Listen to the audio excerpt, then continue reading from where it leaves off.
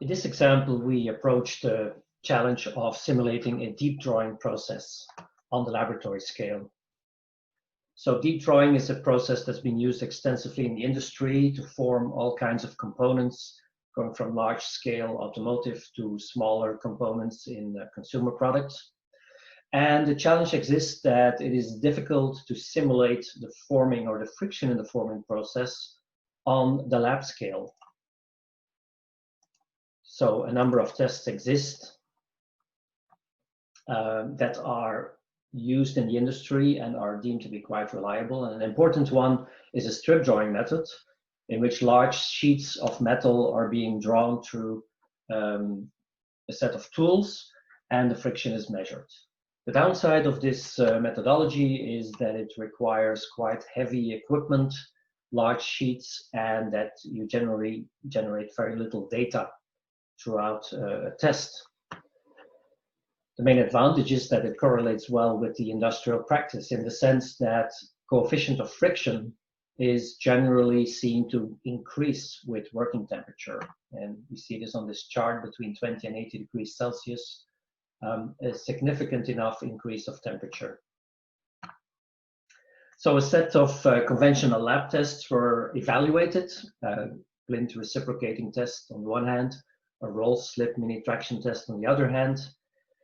And we found very quickly that the temperature behavior is actually reverse or opposite of the industrial practice.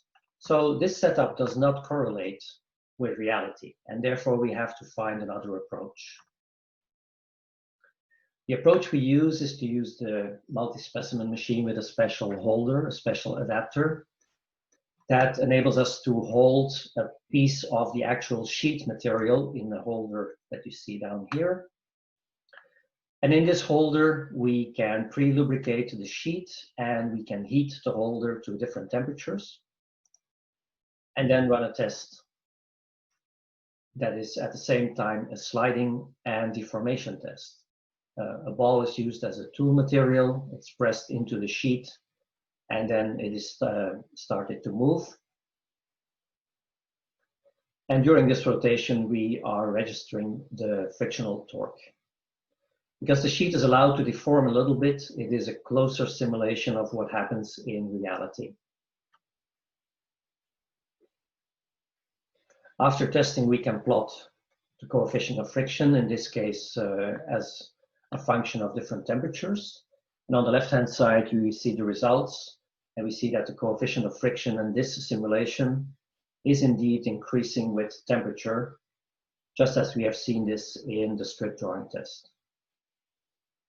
This methodology was developed with the support of a European research project named Aspect, and we'd like to acknowledge this project right here. It's really helped us to understand better the sliding and the friction mechanisms in deep drawing, and to find a methodology that would help people in this industry to more quickly evaluate the effects of lubricants, of temperatures, and of composition.